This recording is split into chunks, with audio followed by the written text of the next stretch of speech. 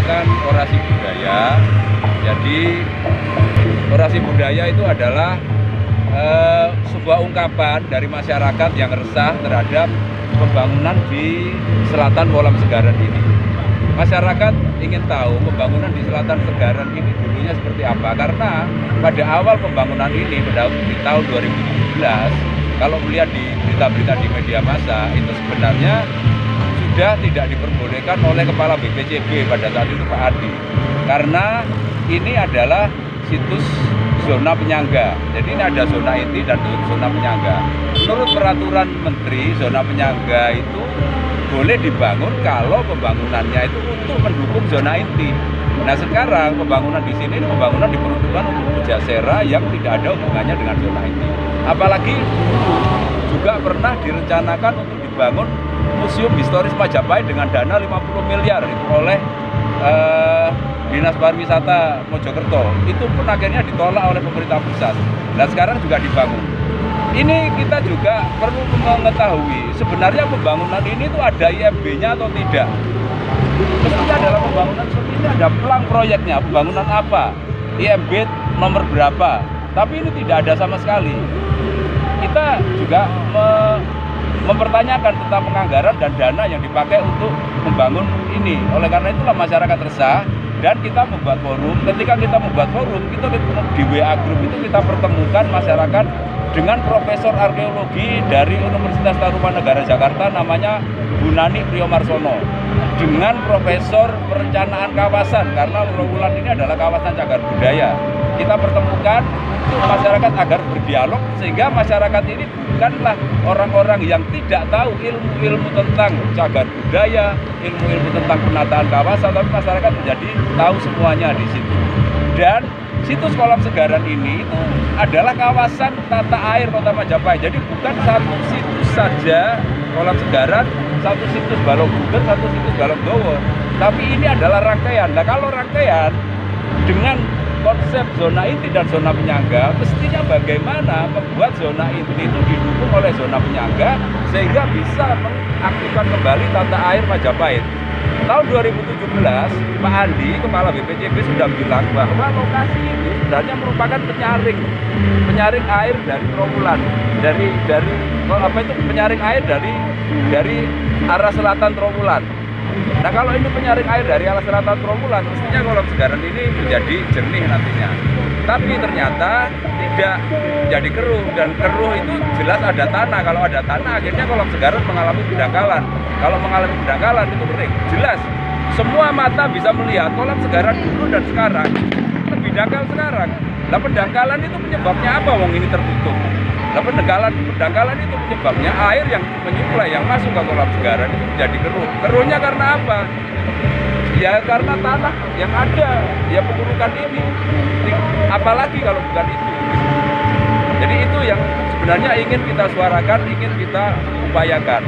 Dan setelah kita melakukan ini, class action ya, gugatan kelompok dari berbagai macam komunitas yang ada, yang tercantum ada puluhan komunitas itu, kita akan mengirimkan laporan kajian teknis dan konservasi tentang Kolam Segaran, Balong Bunder, dan lahan di selatan Segaran ini. Kita akan melaporkan ke Dirjen Pengendalian Kementerian ATR BPN.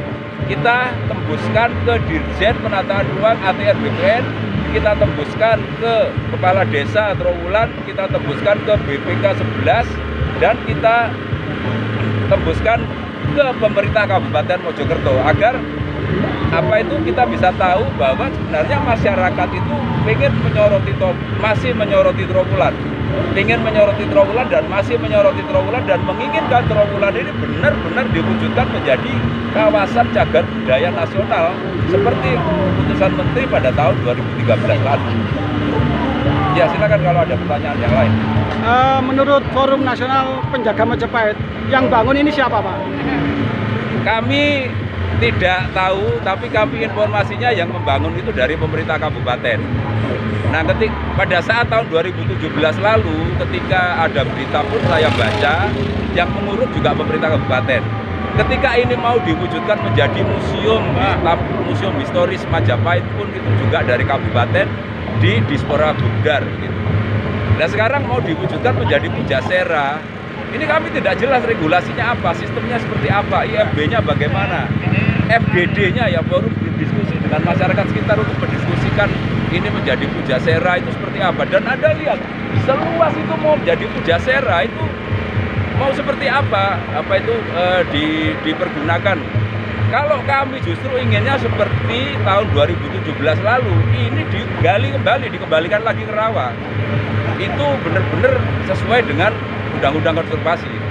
Sebelumnya ini tanah apa, Pak? Kenapa? Sebelumnya tanah ini tuh tanah apa? Sebelumnya tanah ini rawa air. Jadi kalau ini rawa air itu merupakan balong.